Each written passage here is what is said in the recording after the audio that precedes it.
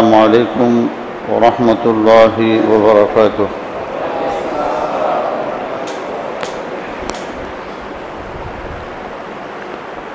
نحمده ونصلي ونسلم على رسوله الكريم.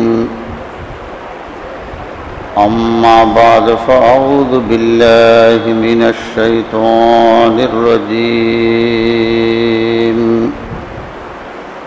بسم الله الرحمن الرحيم. وقل جاء الحق وزهق الباطل إن الباطل كان زهوقا. وأيضا في شأن حبيبه إن الله وملائكته يصلون على النبي يا أيها الذين آمنوا صلوا عليه وسلموا تسليما. اللهم صل على محمد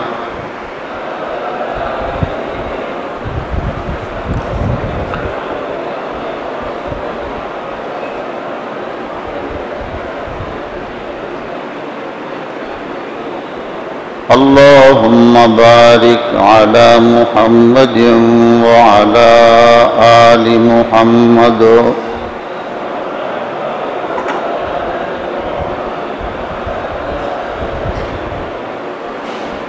إنك حميد مجيد.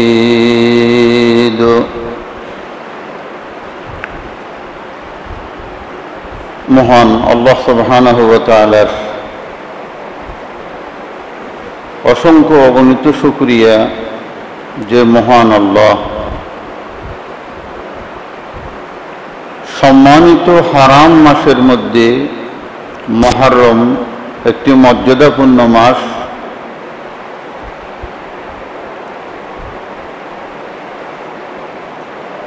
এই মাসকে আল্লাহ রাব্বুল আলামিন সৃষ্টির সূচনা লগ্ন থেকে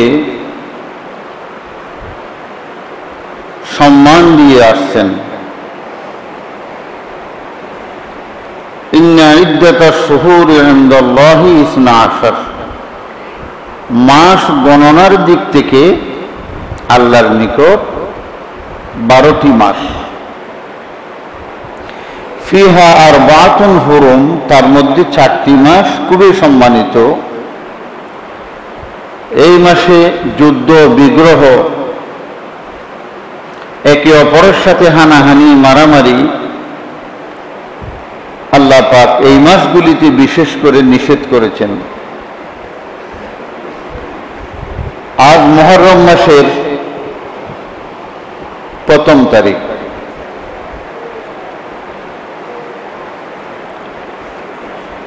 মুহররম শব্দের অর্থ হচ্ছে সম্মানিত মাস। মুহররমকে আল্লাহর ভাষায় আল্লাহর মাস বলা হয়েছে।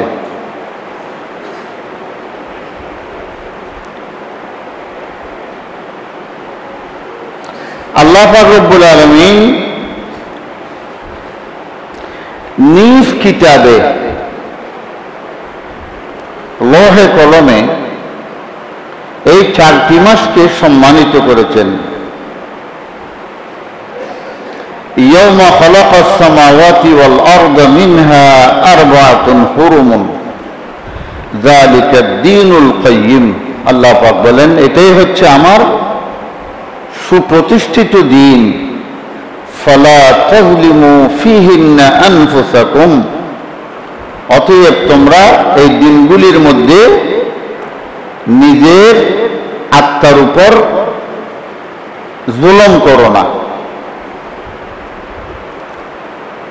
এই মুহররম হচ্ছে আমাদের নিকট একটি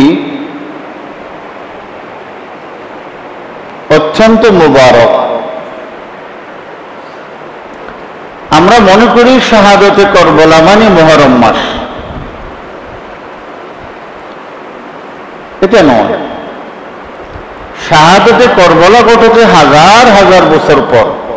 আল্লাহ আদম আলাইহিস সালাম থেকে শুরু করে প্রতিটি নবীদের উত্থান পতন, তাদের মুসিবতে দোয়া কবুল,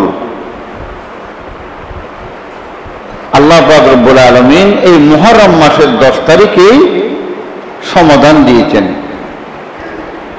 আজকে আমি আপনাদেরকে একটি পাঠ বর্ণনা করব, বিশেষ করে শাহাদাতে করবলা। এই বিষয়ের উপর সবচেয়ে বেশি মিথ্যা কথা আমাদের দেশের ওয়াইজিনে কেরাম এবং মার্কেটে যত লিখিত এই বিষয়ের উপর বই আছে, সেই বইগুলিতে শতকরা কমপক্ষে 98% মিথ্যা কথা। তার কারণটা কি? আপনারা জানেন ভারতবর্ষের একজন বড় মুহাক্কিক, বড় গবেষক আল্লামা আবুল কালাম আজাদ, তিনি কংগ্রেস পার্টির নেতা ছিলেন। তার চেয়ে বড় সাহিত্যিক ভারতবর্ষে আর জন্ম নেননি।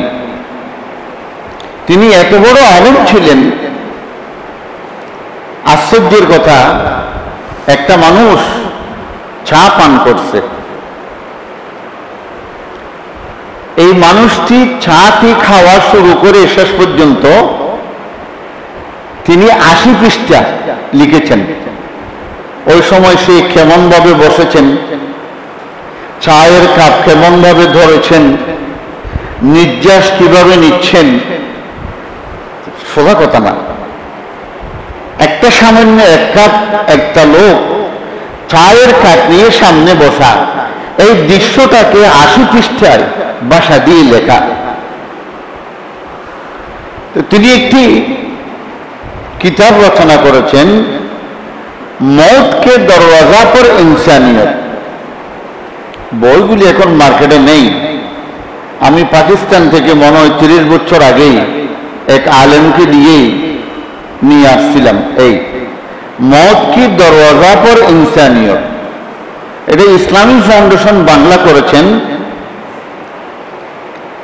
জীবন সায়ান্নে মানবতার রূপ, অথবা মৃত্যুর দুয়ারে মানবতা। এই বইয়ের ভূমিকাতে তিনি লেখেন,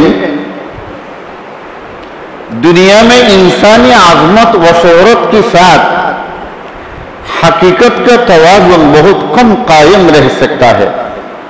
ये अजीब बात है कि जो शख्सियती आजमत व तक़द्दुस और कबूल शोहरत की बुलंदियों पर पहुंच जाती है, दुनिया उमूमन तारीख से ज्यादा अफसाना और तख़य्युल के अंदर उन्हें ढूंढना चाहती है।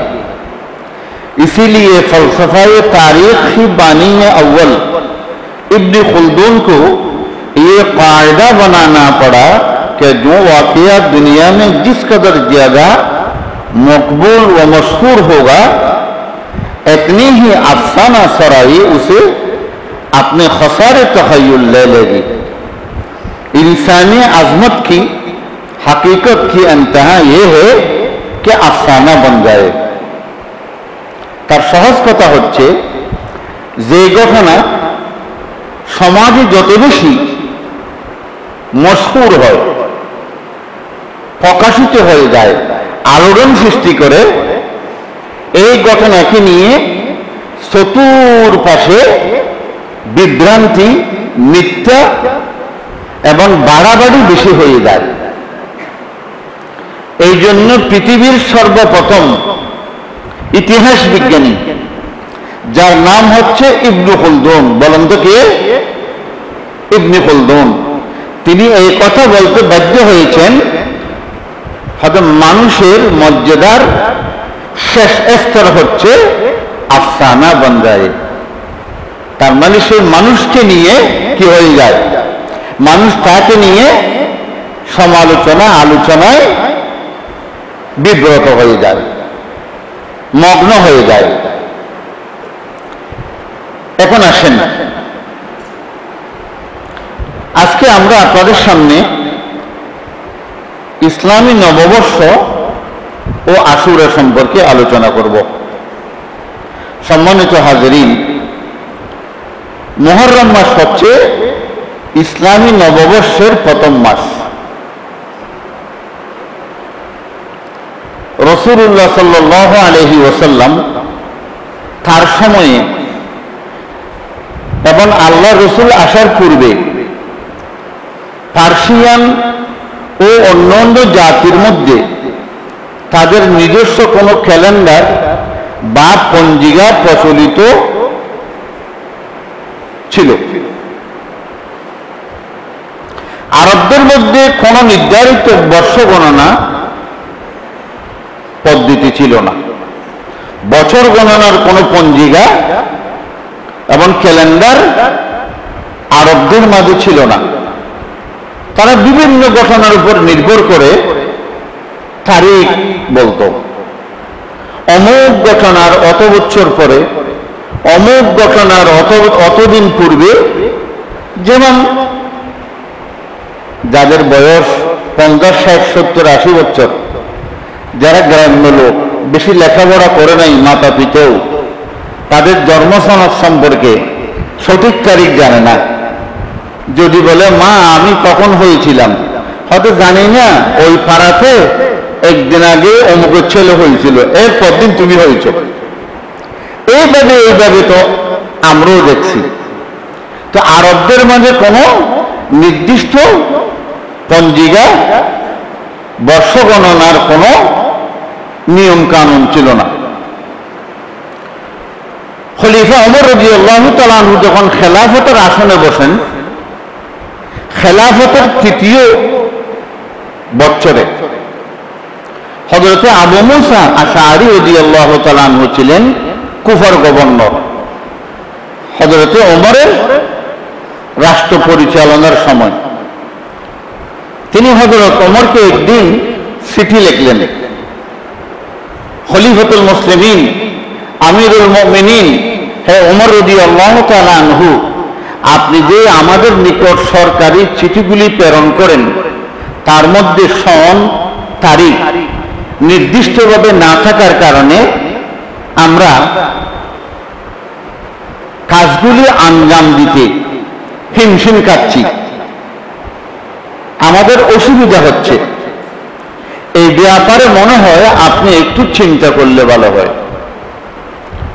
হযরত ওমর রাদিয়াল্লাহু তাআলা আনহু মজলিসে শৌরার বৈঠক বসলেন। কেবারে সাহাবায়ে কেরাম, যারা বড় বড় সাহাবী, তাদেরকে নিয়ে বসলেন। এই ব্যাপারে পরামর্শ চাইলেন। বললেন কি, আমাদের একটি নিজস্ব পঞ্জিকার প্রয়োজন। যেহেতু ইসলাম পরিপূর্ণ একটি জীবন ব্যবস্থা। বিসমিল্লাহির রহমানির রহিম। মা ফাররাতনা মিনাল কিতাবি মিন শাইইন। আল্লাহ পাক বলেন, আমি ইসলামকে এমন পূর্ণাঙ্গতা দান করেছি, আমার এই কিতাবে ছোট্ট ছোট্ট যে কোনো বিষয় আমি আল্লাহ বয়ান করে দিয়েছি। এখানে কোনো কিছুই বাদ দেওয়া হয় না, সব কিছুই আছে। তখন সাহাবায়ে কেরামের মধ্যে কেউ কেউ পরামর্শ দিলেন রোম বা পারস্যের পঞ্জিকাকে গ্রহণ করতে। অর্থাৎ আমরা রোম এবং পারস্যের পঞ্জিকা অনুযায়ী আমরা সেটাকে ব্যবহার করতে পারি। কিন্তু অনেক সাহাবায়ে কেরাম অপছন্দ করলেন। তারা কি বললেন, আমাদের জন্য একটি নির্দিষ্ট বর্ষ পঞ্জিকার প্রয়োজন, যেহেতু ইসলাম কারো মহতাজ নয়।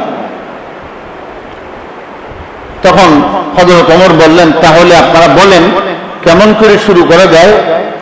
কেউ কেউ বলেন আল্লাহ রসুলের মিলাদকে দিয়ে আমরা শুরু করি। রবিউল আউয়ালের 12 তারিখ অর্থাৎ রবিউল আউয়ালের 1 তারিখ থেকে নতুন বছর গণনা শুরু করি। কেউ কেউ বলেন আল্লাহ রসুলের ওয়াফাতকে আমরা গণনার দিন নির্দিষ্ট করি।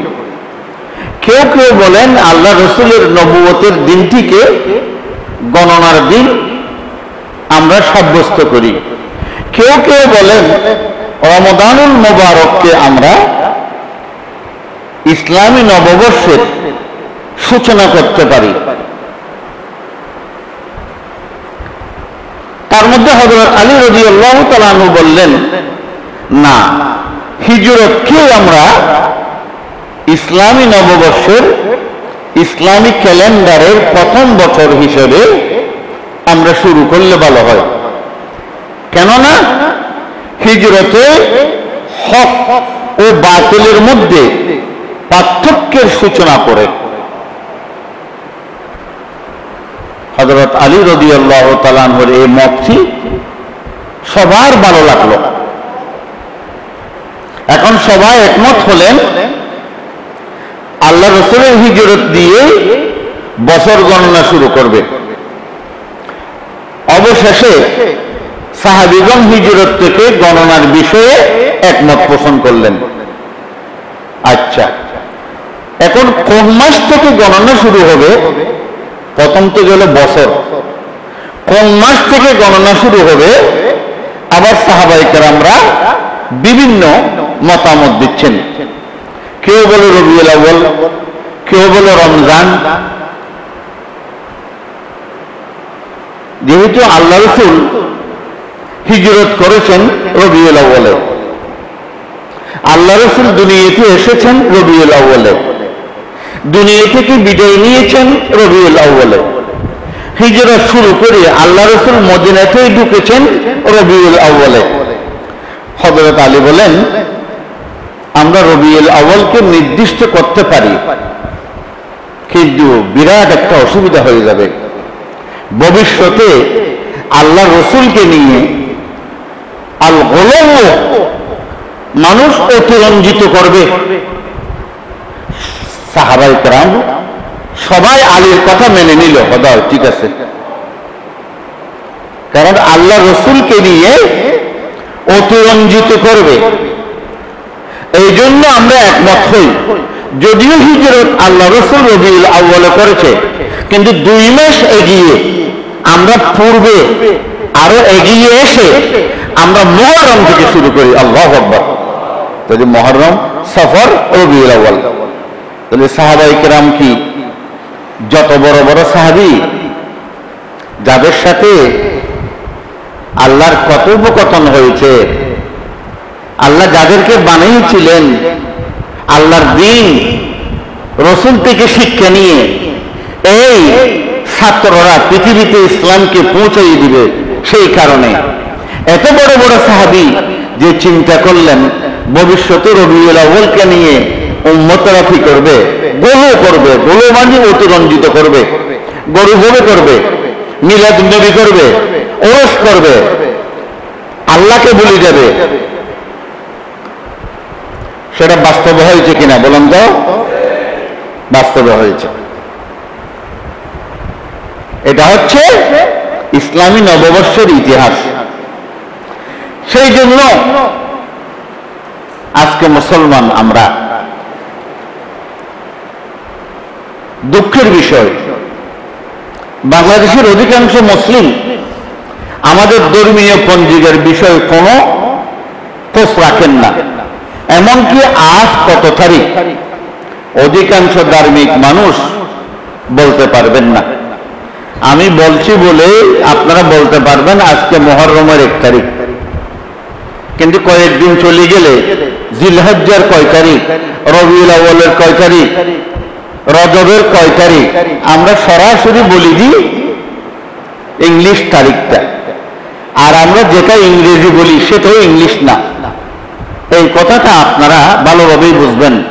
সিরতে এনসাইক্লোপিডিয়া প্রতিটি রাষ্ট্রের গমের গুদাম, চাউলের গুদাম প্রতিটি জেলায় থানায় থানায় থাকে।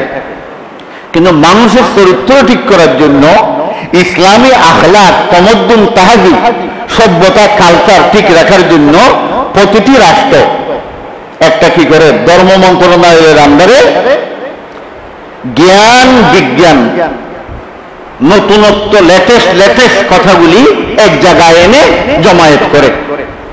এই বিষয়ে সারা ওয়ার্ল্ডে এখন বর্তমান খুবই এগিয়ে আছে। আল মওসুআতুল ফিকহিয়া, কুয়েতের বড় বড় আলেমদেরকে নিয়ে সরকার কোটি কোটি টাকা খরচ করে 70 খণ্ড একটা কিতাব রচনা করেছে। যেমন এই থেকে 80 বছর আগে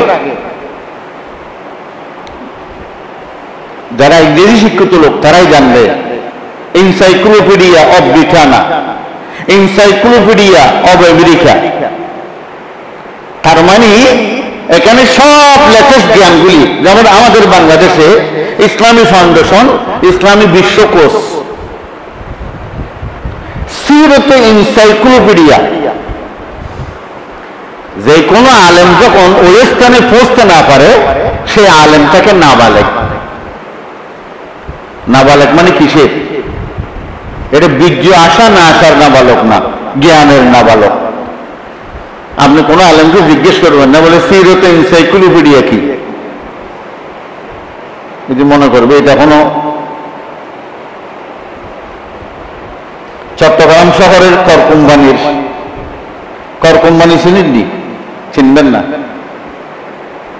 ওইখানে ছিল, কোর্ট বিল্ডিং থেকে নামার সময় বন্ধ হয়ে গেছে। মনে করবে করকুম্বানির কোনো লাড্ডু অথবা কোনো মিষ্টি।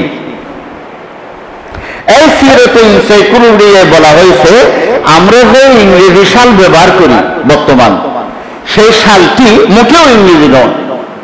এটা হচ্ছে খ্রিস্ট ধর্মীয় এবং যীশু খ্রিস্টের 1600 বছর পর 1582 খ্রিস্টাব্দে প্রতিটি শিক্ষিত যুবকরা মনে রাখবেন, যীশু খ্রিস্টের 1600 বছর পরে 1582 খ্রিস্টাব্দে পোপ অষ্টম গ্রেগরি তৎকালের প্রচলিত প্রাচীন রোমান জুলিয়ান ক্যালেন্ডার সংশোধন করে যীশু খ্রিস্টের জন্মকে সাল গণনার শুরু ধরে এই পঞ্জিকা প্রচলন করে।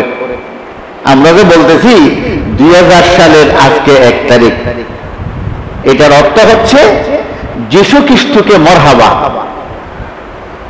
কারণ এই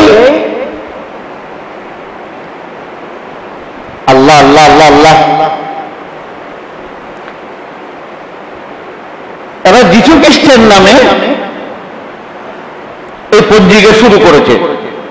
এটা ইংরেজি হিসাব না, এটা হচ্ছে খ্রিস্টীয় এবং জুলিয়ান ক্যালেন্ডার, অর্থাৎ জুলিয়ান পঞ্জিকা।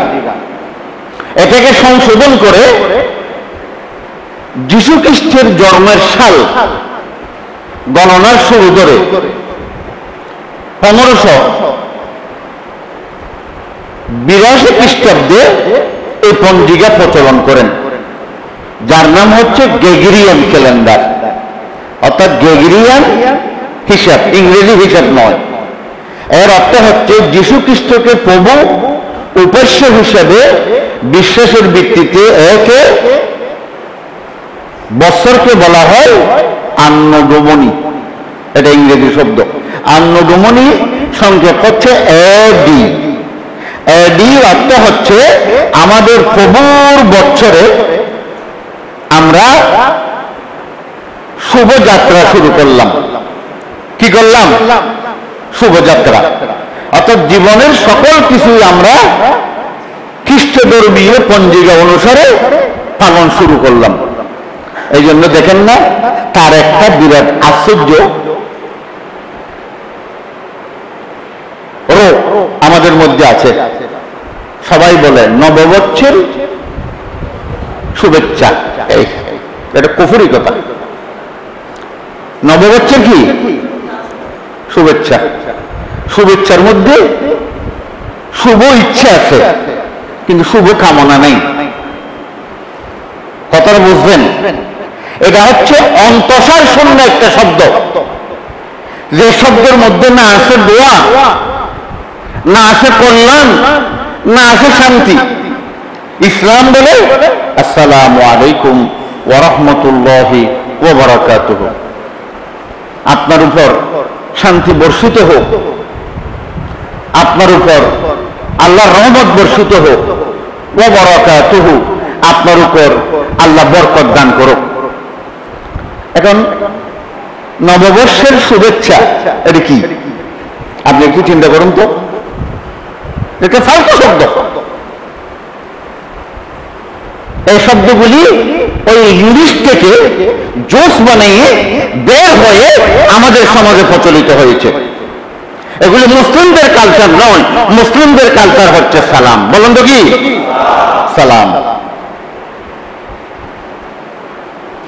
সম্মানিত হাজিরিন, আমরা একটা নতুন বছর শুরু করতে যাচ্ছি। আজকে মুহররম মাসের ১ম তারিখ। নতুনত্বের মধ্যে আমরা অনেক আশা আকাঙ্ক্ষা করি। আমরা মনে করি বছর দিয়ে নতুন যাত্রা শুরু। আল্লাহ বলে উল্টে কথা। আল্লাহ বলে প্রতিটি মুমিন প্রতিটি দিনেই নতুন যাত্রা শুরু করে। কি করে যাত্রা শুরু করে? বিসমিল্লাহির রহমানির রহিম। ওয়া হুয়াল্লাযী ইয়াতাওয়াফফাকুম বিল-লাইলি ওয়া ইয়া'লামু মা জারাহতুম বিন-নাহার সুম্মা ইউবআসুকুম ফীহি লিইয়ুকযা আজালুম মুসাম্মা। আল্লাহ পাক রব্বুল আলামিন বলেন, ওয়া হুয়াল্লাযী ইয়াতাওয়াফফাকুম বিল-লাইল, আমি তোমাদের সে আল্লাহ যিনি প্রতি রাতে আমি তোমাদেরকে মৃত্যু দান করি। আল্লাহু আকবার। আমরা যখন ঘুমিয়ে যাই আমাদের রূহ আল্লাহ পাক রব্বুল আলামিন নিয়ে যায়। আল্লাহ পাক বলেন, ওয়া হুয়াল্লাযী, আমি তোমাদের সে আল্লাহ, ইয়াতাওয়াফফাকুম বিল-লাইলি, তোমাদের মৃত্যু ঘটায় আমি প্রতি রাতে। ওয়া ইয়া'লামু মা জারাহতুম বিন-নাহার, আবার দিনে তোমাদেরকে আমি ঘুম থেকে জাগ্রত করি, নতুন জীবন দান করি। সুম্মা ইউবআসুকুম ফীহি লিইয়ুকযা আজালুম মুসাম্মা, এইভাবে আমি আল্লাহ তোমাদেরকে প্রতি রাত মৃত্যু দিই, আবার সকালবেলা জীবন দান করি। এইভাবে আল্লাহ পাক বলেন, এমন একদিন আসবে যেই দিন যখন তুমি একেবারে ঘুম যাবে, সকালবেলা তোমাকে আর কেউ ডাকবে না, তোমাকে আরেকটা মৃত্যু দেব, যেই মৃত্যু হচ্ছে হক্কুল ইয়াকিন। এটা আসবে যার পরে আর কোনো মৃত্যু নেই। আল্লাহু আকবার। সেজন্য ইসলাম কি বলে? ডাক্তাররা যেরকম রোগীকে অলস করার পূর্বে এনেস্থেসিয়া দেয়, ইসলামও আমাদেরকে প্রতি রাতে এনেস্থেসিয়া দিচ্ছে। আল্লাহুম্মা বিইসমিকা আমুতু ওয়া আহয়া, হে আল্লাহ আমি শুরু করতে যাচ্ছি, আমি শুরু করছি আমুতু, তোমার নাম নিয়ে মৃত্যুবরণ করছি। ঘুমানোর পূর্বে যে দোয়া আমরা পড়ি, ও আহয়া, মেহেরবানি করে যদি তুমি আমাকে আবার পুনরায় জীবন দান করো। যখন ঘুম থেকে জাগ্রত হব সকালবেলা আবার আমাদেরকে আল্লাহর দরবারে ফরিয়াদ করে নতুন জীবনের জন্য আল্লাহর কাছে দোয়া পড়তে হয়। আলহামদুলিল্লাহিল্লাযী আহয়ানা বা'দামা আমাতানা ওয়া ইলাইহিন নুশুর। আলহামদুলিল্লাহিল্লাযী আহয়ানা, ওই আল্লাহর প্রশংসা করছি, ওই আল্লাহর গুণকীর্তন করছি যে আল্লাহ আমাকে মেহেরবানি করে মৃত্যু থেকে আবার পুনরায় জীবন দান করলেন। বাদামা আমাতানা, আমি মৃত্যুবরণ করেছিলাম, আল্লাহ আবার মেহেরবানি করে আমাকে জীবন দান করেছেন। ও ইলাইহিন নুশুর, আল্লাহ পাক বলেন আরেকটা মৃত্যু আসবে, যে মৃত্যু থেকে তোমাকে কেউ তুলতে পারবে না। আল্লাহ আল্লাহ আল্লাহ আল্লাহ আল্লাহ। সেজন্য আল্লাহর কাছে প্রতিটি মুমিন প্রতিটি দিন নবযাত্রা, নতুন শুরু। মুসলমানের জন্য পুরান কিছু নাই। জাদ্দিদু ঈমানাকুম লা ইলাহা ইল্লাল্লাহ। আল্লাহর হাবিব বলেন সহিহ হাদিসের মধ্যে, ঈমানকে তোমরা নবায়ন করো। ঈমানকে কি করো? জাদ্দিদু ঈমানাকুম বাদা সালাতিল মাকতুবা। প্রতিটি ফরজ নামাজের পরে তোমরা ঈমানকে নবায়ন করো। সাহাবায়ে কেরাম আল্লাহ রাসূলকে বলেন, হে আল্লাহ রাসূল, নামাজের পরে কেমনে ঈমান নবায়ন করব? সালাম যখন ফিরিয়ে ফেলবেন, আল্লাহু আকবার, আল্লাহু আকবার, আল্লাহু আকবার, আস্তাগফিরুল্লাহ, আস্তাগফিরুল্লাহ, আস্তাগফিরুল্লাহ, আল্লাহুম্মা আনতাস সালাম ওয়া মিনকাস সালাম, তাবারাকতা রাব্বানা ওয়া তাআলাইতা ইয়া যাল জালালি ওয়াল ইকরাম। এরপরে কলমায়ে শাহাদাত, আশহাদু আল্লা ইলাহা ইল্লাল্লাহ। অনেক লম্বা। আল্লাহ রাসূল বলেন, কোরবান যখন আসে শুধু তোমরা গা ছুরি শাইন দাও না, প্রতিদিন প্রতি ওয়াক্ত সালাতের পরে ঈমানকে তোমরা কি করো? নবায়ন করো। সালাম ফিরানোর পর্বত দাঁড়িয়ে যাবেন না, জিকির আজকার এগুলি করবেন। কত সুন্দর। আল্লাহ তুমি বড়, আল্লাহ তুমি বড় হও। আল্লাহুম্মা আনতাস সালাম। হে আল্লাহ, আমরা দুনিয়াতে সবাই অশান্তি অশান্তি অশান্তি, শান্তি তোমার কাছে। শান্তি কার কাছে? ওয়া মিনকাস সালাম। শান্তি কোথাও থেকে আসবে না, শান্তি তোমার পক্ষ থেকে আসে। শান্তি কার পক্ষ থেকে আসে? তাবারাকতা রাব্বানা ওয়া তাআলাইতা ইয়া যাল জালালি ওয়াল ইকরাম। হে আল্লাহ, শান্তি তো তোমার কাছে, তোমার কাছ থেকে আসে। আল্লাহ, শান্তি দিয়ে তুমি আমার পরিবারকে, আমার ব্যবসাকে, আমার জীবনকে তুমি বরকত দান করো। এগুলি মুনাজাত। যাক, সেই জন্য আল্লাহর কাছে আমাদেরকে দোয়া করতে হবে। এই মুহররম মাসে একটি নফল রোজা আছে, দুইটি থাকা ভালো। হয়তো 9 তারিখ 10 তারিখ, অথবা 10 তারিখ 11 তারিখ। সহিহ হাদিসের মধ্যে রয়েছে, আল্লাহ রাসূল বলেছেন, قال رسول الله صلى الله عليه وسلم أفضل الصيام بعد شهر رمضان صيام شهر الله المحرم। রমাদানের পরে সবচেয়ে বেশি ফজিলতের সিয়াম হলো, বেশি সওয়াবের রোজা হলো আল্লাহর মাস মুহররম মাসের রোজা। আল্লাহু আকবার। মুহররম কার মাস?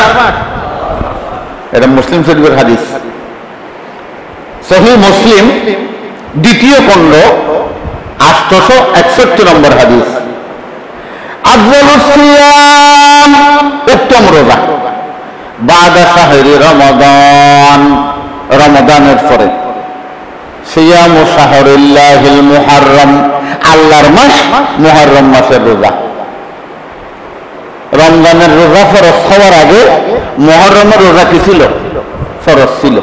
রমজানের রোজা ফরজ হয়ে যাওয়ার পরে মুহররমের রোজা হয়ে গেল কি? নফল। কেউ যদি না থাকে গুনাহ হবে না, বাকি থাকলে বেশি বেশি কি হবে? সওয়াব হবে। আল্লাহু আকবার। জাহিলি যুগে মক্কার মানুষেরা আশুরের দিন সিয়াম পালন করত, একেবারে জাহিলি সমাজও। আরবের কাফের মুশরিক সবাই, তারা মুহররমকে এত মর্যাদা দিত এবং কাবাগরের গিরাত পরিবর্তন করত। মুহররমের 10 তারিখ, এখন মুহররমের 10 তারিখ করে না, এখন করে আরাফাতের দিন। হাজিরা যে আরাফাত চলে যায়, সেদিন গিলাপ পরিবর্তন করে। হিজরতের পূর্বে মক্কায় অবস্থানকালে রাসূলুল্লাহ সাল্লাল্লাহু আলাইহি ওয়াসাল্লাম নিজে মুহররম মাসের রোজা রেখেছেন। আবার হিজরতের পরে রমাদানের রোজা যখন ফরজ হয়ে যায়, আল্লাহ রাসূল নফল হিসেবে তারপরেও রেখেছেন।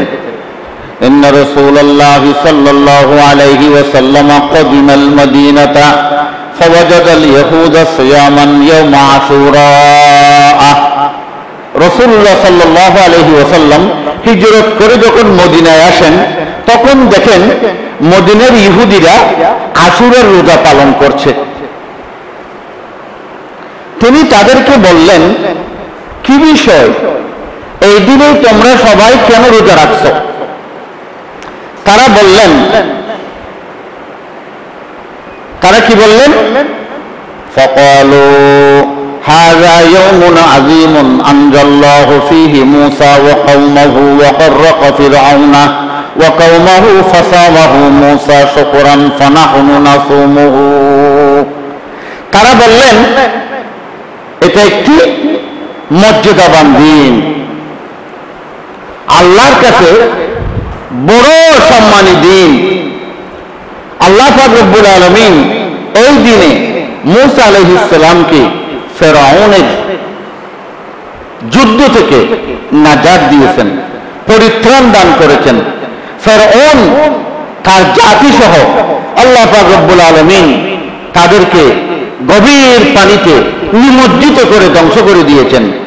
এই জন্য মূসা আলাইহিস সালামের কৃতজ্ঞতা প্রকাশ করি, আমরা কৃতজ্ঞতা স্বরূপ এই দিন সিয়াম পালন করি। আল্লাহ রাসূল কি বললেন?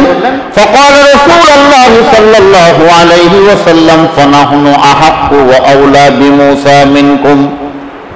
হযরত মূসা আলাইহিস সালামের বিষয়ে তোমরা তাকে যে ভালোবাসো, তোমাদের চাইতে তার ভালোবাসা আমাদের উপর অধিকার অনেক বেশি। এই জন্য আল্লাহ রাসূল নির্দেশ দিলেন সাহাবায়ে কেরামদেরকে, কি বললেন? ফাসামাহু রাসূলুল্লাহ ওয়া আমারা বিসিয়ামিহি। আল্লাহ রাসূল নিজেও রোজা রাখলেন, সাহাবীদেরকেও রোজা রাখার নির্দেশ দিলেন। এই হাদিসটি হচ্ছে বুখারী শরীফে দ্বিতীয় খণ্ড 704 নম্বর হাদিস, এবং মুসলিম শরীফে হাদিসটি আছে দ্বিতীয় খণ্ড 796 নম্বর হাদিস। আরেক হাদিসে আল্লাহ রাসূল বলেন, সিয়ামু আশুরা আহতাসিবু আলাল্লাহি আন ইউকাফফিরা আস-সানাতা আল্লাতী ক্বাবলা। আল্লাহ রাসূল বলেন, আমি আশা প্রকাশ করছি আশুরার সিয়াম, আল্লাহ পাক রব্বুল আলামিন আশুরার সিয়াম পালন করার কারণে পূর্ববর্তী বছরের কাফারা করবেন। অর্থাৎ যে ব্যক্তি আশুরার সিয়াম পালন করবে, আগামী 1 বছরে আল্লাহ পাক তার গুনাহ মাফ করে দিবে।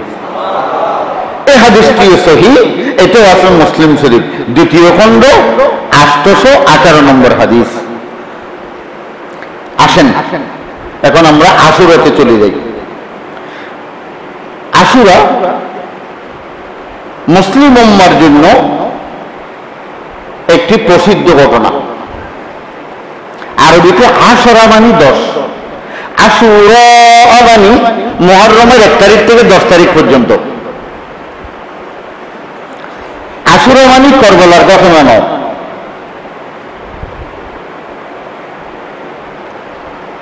কালের আবর্তনে, সময়ের বিবর্তনে,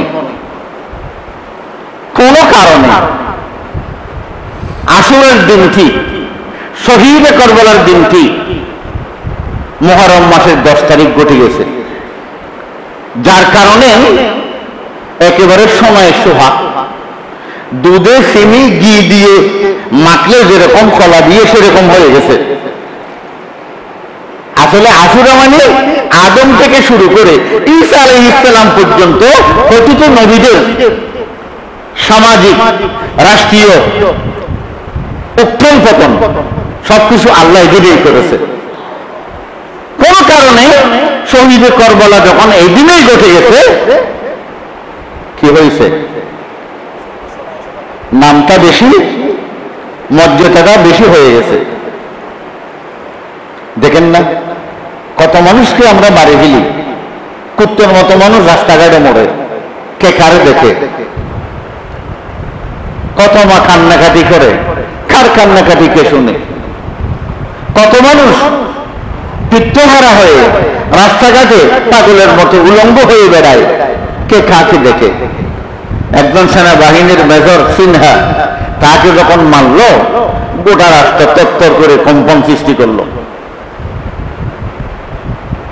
এগুলি জাহেলি সমাজেও ছিল। আইন ছিল বড় লোকের জন্য নয়, আইন সবসময় ছিল গরিব, অসহায়, দুর্বলদের জন্য।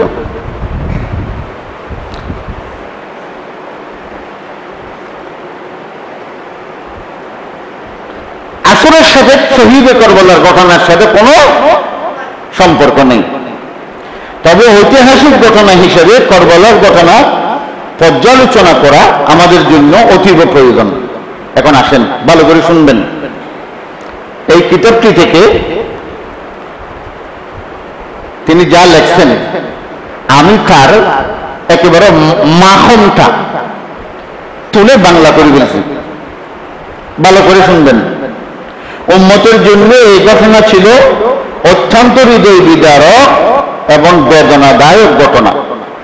রাসূলুল্লাহ সাল্লাল্লাহু আলাইহি ওয়াসাল্লামের ওয়াফাতের 50 বছর পরে, কত বছর পরে? ভালো করে খেয়াল করবেন। 61 হিজরি সালের মুহররম মাসের 10 তারিখ শুক্রবার, জুমাবার। কি বার? জুমাবার। ইরাকের কারবালা নামক স্থানে তারই উম্মতের কিছু মানুষের হাতে নির্মমভাবে শহীদ হন তারই প্রিয়তম দৌহিত্র নাতি হযরত হুসাইন ইবনে আলী রাদিয়াল্লাহু তাআলা আনহুমা। এই ঘটনা মুসলিম উম্মার জন্য অত্যন্ত বেদনাদায়ক এবং চিরস্থায়ী বিভক্তি ও বিভ্রান্তি সৃষ্টি করেছে এই ঘটনায় কিছু লেখক এবং কিছু ওয়াইজদের কারণে। অনেক মিথ্যা ভিত্তিহীন কাহিনী এই ঘটনাকে কেন্দ্র করে মুসলিম উম্মার মধ্যে ছড়ানো হয়েছে, যেগুলির বিস্তারিত আলোচনা এই সংক্ষেপে খুতবাতে বলাটা সম্ভব নয়। আমরা এখানে নির্ভরযোগ্য প্রাচীন ইতিহাস গ্রন্থের আলোকে ইমাম হুসাইনের শাহাদাতের ঘটনা সংক্ষেপে আলোচনা করব। সম্মানিত হাজিরিন, রাসূলুল্লাহ সাল্লাল্লাহু আলাইহি ওয়াসাল্লামের আগমনের সময় সমগ্র বিশ্বের রাষ্ট্রীয় ব্যবস্থা ছিল মূলত বংশতান্ত্রিক। আল্লাহ রাসূল দুনিয়াতে আসার পূর্বে জাহেলি সমাজের আইন কানুন ছিল কি বলেন? বংশতান্ত্রিক। রাষ্ট্রের মালিক রাজা, তার অন্যান্য সম্পদের মতোই রাষ্ট্রের মালিকানাও লাভ করবে তার বংশধররা। অর্থাৎ রাজা মারা গেলে পরবর্তী তার ছেলে হবে রাজা, রাজতন্ত্র। রাজ্যের সকল সম্পদের মতো জনগণ রাজার মালিকানা দিন। রাজা নির্বাচন বা রাজ্য পরিচালনার বিষয়ে তাদের কোনো মতামত প্রকাশের সুযোগ বা অধিকার নেই। জনগণ সবসময় চাকর চাকর চাকর। রাসূলুল্লাহ সাল্লাল্লাহু আলাইহি ওয়াসাল্লাম সর্বপ্রথম একটি আধুনিক রাষ্ট্র তিনি সমাজে কায়েম করলেন, মানুষকে উপহার দিলেন, যে রাষ্ট্রের গঠনতন্ত্র হচ্ছে পরামর্শ ভিত্তিক রাষ্ট্র ব্যবস্থা প্রতিষ্ঠা। আল্লাহু আকবার। এই ব্যবস্থার দুইটি বিশেষ দিক। এক, রাজা ও প্রজার সম্পর্ক মালিক ও অধীনস্থের নয়। দুই, বরং মালিক ও ম্যানেজারের। রাজা এবং প্রজার সম্পর্ক কিসের মতো? মালিক এবং বলেন না ম্যানেজারের মতে। এই কুফরি মতবাদের বাসটি আমাদের এখানে শতকরা 70% এখনো আছে। মালিক নিজের ছেলেকে যেভাবে কথা বলে কর্মচারীকে সেভাবে বলে না। এই ওদিকে যা, এটা নিয়ে আস, এই মেহমান আসছে ফটো নিয়ে আস। কিন্তু সম্পূর্ণ মর্যাদা সম্মান এই জিনিসটি দেখবেন আপনি আরব দেশে গেলে। কোনটা মালিক কোনটা কর্মচারী, তাদের মধ্যে এই জিনিসটা কোনো তফাৎ নেই, আমি দেখিনি। বসছে তাল খাচ্ছে, নামাজ পড়তে গেছে, নিজের কর্মচারীকে বলছে একা একা পড়লে তুমি নামাজ তুমি পড়াও, তার পিছনে একটা করতেছে। আফসোস আফসোস। যাক, রাষ্ট্রপ্রধান নির্ধারণ করা একটি জাগতিক কর্ম এবং জনগণের কর্ম। জনগণের পরামর্শের ভিত্তিতে তা সম্পন্ন হবে। পরামর্শের ধরন নির্ধারিত নয়, যে দেশ জাতির অবস্থা অনুসারে তা পরিবর্তিত হয়। এই ব্যবস্থার আওতায় রাসূলুল্লাহ সাল্লাল্লাহু আলাইহি ওয়াসাল্লাম কাউকে মনোনীত না করে উম্মতকে সরাসরি নির্বাচনের মুখোমুখি রেখে যান। আল্লাহ রাসূল মৃত্যুর পূর্বে কাউকে খলিফার দায়িত্ব দেন নাই, এ কথা মনে রাখবেন। কিন্তু আল্লাহ রাসূল জীবিত অবস্থায় 17 ওয়াক্ত নামাজ দায়িত্ব দিয়েছিলেন, ইমামতের দায়িত্ব আবু বকর রাদিয়াল্লাহু তাআলা আনহুকে।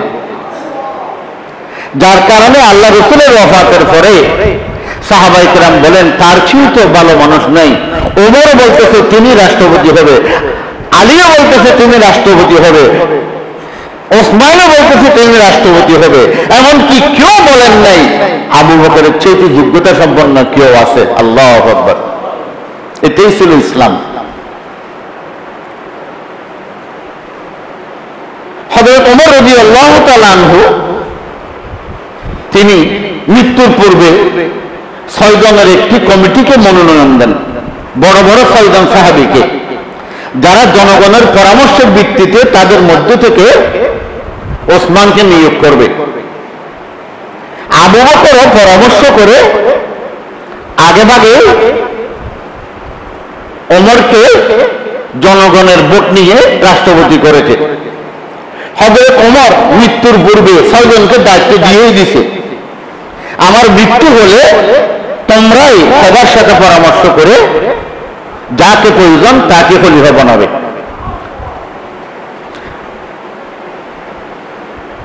হযরত ওসমানকে এই পরামর্শ কমিটি মনোনয়ন দান করেন, যারা জনগণের পরামর্শের ভিত্তিতে তাদের মধ্য থেকে মনোনয়ন সম্পন্ন করেন। হযরত ওসমানের শাহাদাতের পরে মদিনার নেতৃত্বস্থানীয় ব্যক্তিবর্গ পরামর্শের মাধ্যমে আলীকে শাসক মনোনীত করেন। আলী রাদিয়াল্লাহু তাআলা আনহুর ইন্তেকালের পূর্বে তার পুত্র হাসানকে পরবর্তী হিসেবে মনোনয়ন দেন। এখানে একটা কথা আছে, আগের সিলসিলা অনুযায়ী পরামর্শ সবাই করেছে। আলী রাদিয়াল্লাহু তাআলা আনহু হযরত হাসানকে তিনি নিজেও নিয়োগ দেন, কেউ বিরোধিতা করেন নাই। 40 হিজরির রমাদান মাসে আলীর ওয়াফাতের পর হযরত হাসান রাদিয়াল্লাহু তাআলা আনহু খেলাফতের দায়িত্ব গ্রহণ করেন। তখন শুরু হয়ে গেল গৃহযুদ্ধ। 6 মাস পর তিনি মুআবিয়ার পক্ষে খেলাফতের দায়িত্ব পরিত্যাগ করেন এবং নিজেই বলেন, আমি মুআবিয়ার হাতে বাইত হলাম।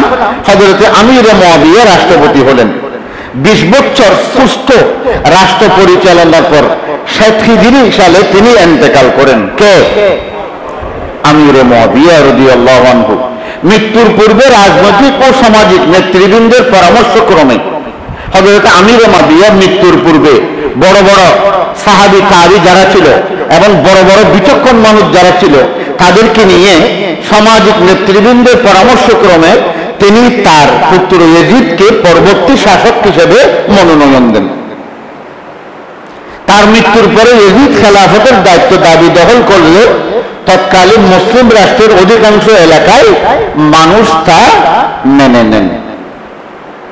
পক্ষান্তরে মদিনার অনেক মানুষ, ইরাকের মানুষ এবং কুফার মানুষেরা অস্বীকার করেন। অর্থাৎ সবাই মেনে নিল, মদিনা, ইরাক, কুফার মানুষেরা কি অস্বীকার করল। কুফার মানুষেরা আলীর দ্বিতীয় পুত্র ইমাম হোসেনকে খলিফা হিসেবে গ্রহণ করতে আগ্রহ প্রকাশ করেন। এই সময় ইমাম হোসেন মদিনাতে সপরিবারে অবস্থান করছিলেন। এরপর তিনি মদিনা থেকে মক্কায় আগমন করেন। তখন কুফার লক্ষাধিক মানুষ খলিফা হিসেবে বায়াত করে পত্র লেখেন যে তারা দাবি করে যে আল্লাহ রাসূলের সুন্নাত সমাজ থেকে বিলুপ্তি হয়ে যাচ্ছে। সুন্নতকে পুনরুজ্জীবিত করার জন্য আমরা আপনাকে খলিফা বানাতে চাই। কুফা থেকে এরকম সিরিয়া থেকে তার কাছে লক্ষাধিক চিঠি আসলো, সোজা কথা না, তখনকার জমানায় লক্ষাধিক চিঠি।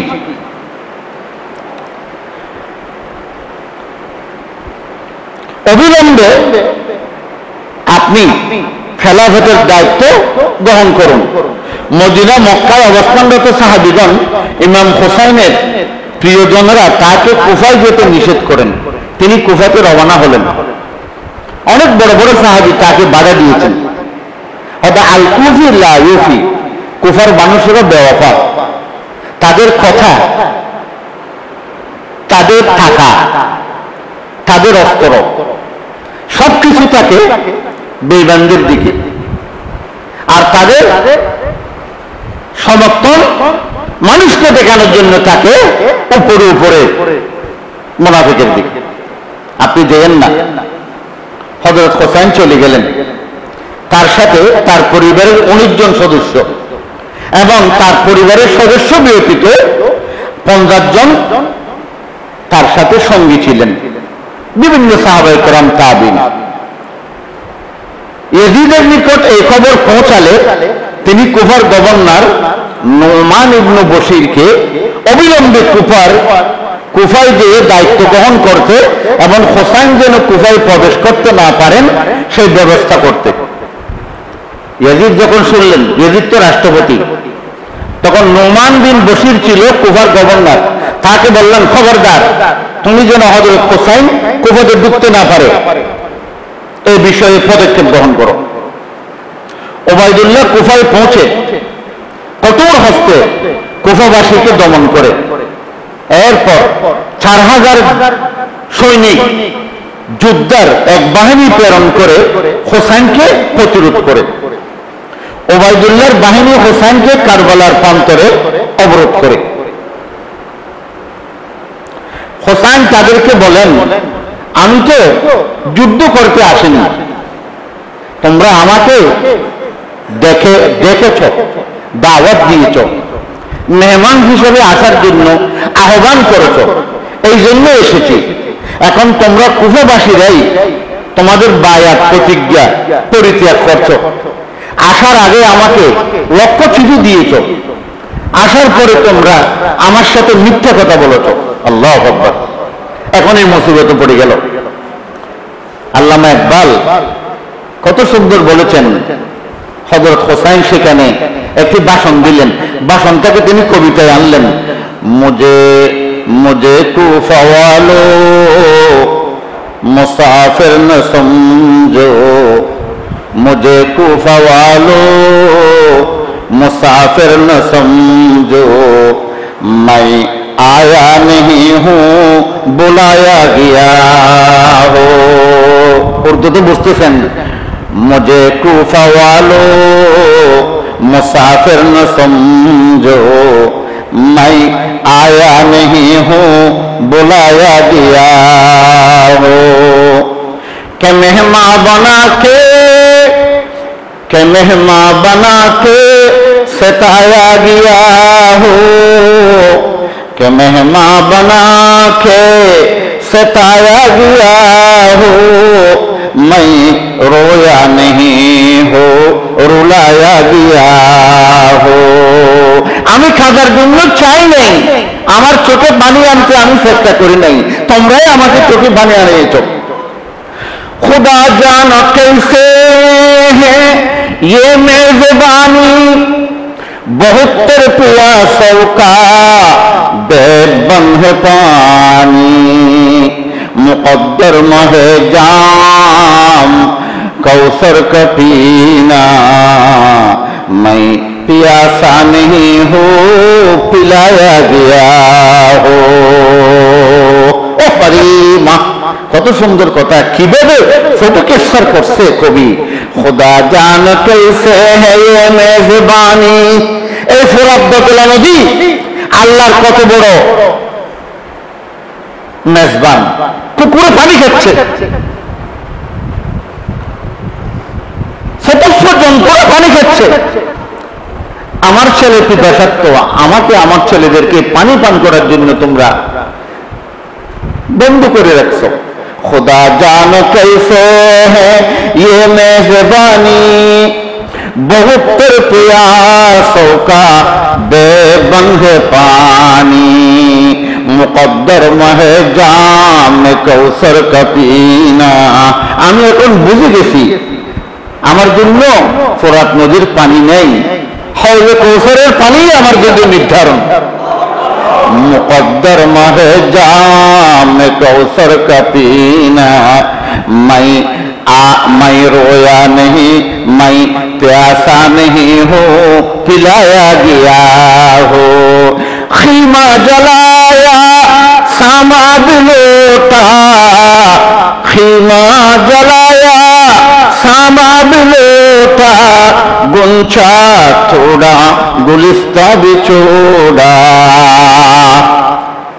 তাবু জ্বালিয়ে দিলা, পরিবার পরিজনকেও শেষ করে দিলা, বাগানকেও শেষ করে দিলা। বেহেশতি বরি মে মকা বন রহা है, मैं इजारा नहीं हो बसाया गया हो। আমি জমি বন্ধক নি নেই, আবার ফিরিয়ে দেব। বেহেশতি বরি মে মকা বন রহা है, আল্লাহ আমার জন্য জান্নাতেও যারা নির্দিষ্ট করেছেন। मैं इजारा नहीं हो बसाया गया हो। তারপরে কি বললেন? झुकाया तसर बारगाहे खुदा में, একবার যখন মাথা আল্লাহর সামনে নত করেছি আর ফিরে যাব না। ওহি সর কলম হো গিয়া কারবালা মে, হয়তো একবার নত করে গর্দানকে আল্লাহর রাস্তায় শাহাদতের কলম বানিয়ে দিয়েছেন। প্রস্তাব দিয়েছিল প্রত্যেক বড় বড় আলেমরাই লিখেছেন, করবলা মে জঙ্গে আগা তিনতি কসদে হুসাইন, হযরত দুশমনের সাথে হযরত হুসাইন যুদ্ধ করার জন্য যায়নি। হাত মে তলোয়ার লি মাহসুর হো জানে কে বাদ, যখন বুঝতে পারলো তারা আমাকে আটকে ফেলছে, তখন কি করলো? হাতে তলোয়ার নিল। এখানে একটা কথা বলি, রাত্রে শোয়ার সময় নিজের মাথার পাশে একটা লাঠি রাখা সুন্দর। কেউ যদি আপনাকে মারে, একজনকে যদি 100 লোক মারে, সে একজন পারবে? সে যদি বলে আহা 100 জন লোক যাক মেরে ফেলবে, এরকম করে থাকেন, মাতা জাহিল মাতাল জাহিলিয়া, আল্লাহ রাসূল বলেন সে জেহালত অবস্থায় মৃত্যুবরণ করলো। কমপক্ষে শক্তি যা আছে 1 কোটি হলেও তার সাথে দস্তাদস্তি, তার সাথে চাষাচাষি করতে হবে। এটা হচ্ছে ঠিকানদারের কাজ। একেবারে সবর করি, যাক আসছে যখন শহীদ করে ফেল না।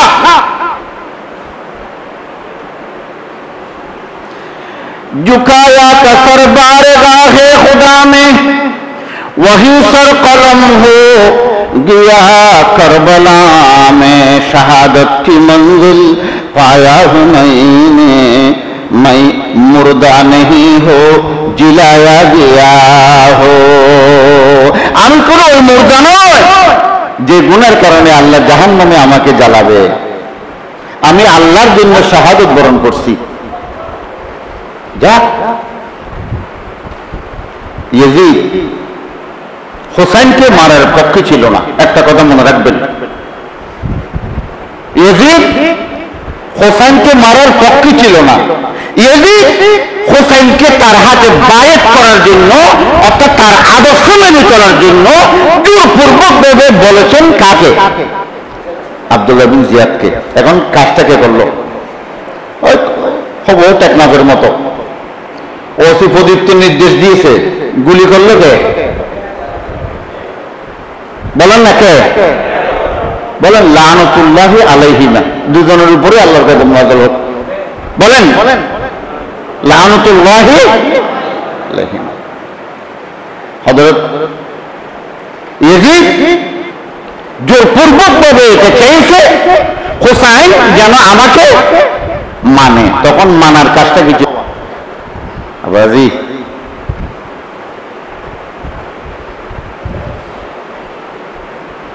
এক জোড়া অনেক সময় মিথ্যা কথা মেসেজ দিলেও গুনাহ।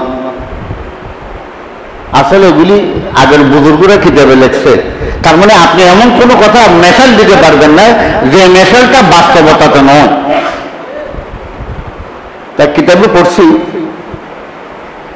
এক জাতীয় সাপ, জৌড়া সাপ এক ফিসার থেকে নাকি বাইর হয়েছে।